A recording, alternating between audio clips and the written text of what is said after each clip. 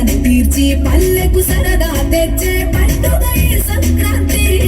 పచ్చి పాల జల్లు పచ్చని పొదరిల్లు పైరులతో పల్లెలన్నీ విలసిల్లు. మంచు పూల జల్లు పరిమళాలు జల్లు వేలాది పూల కల్లాపిని జల్లు.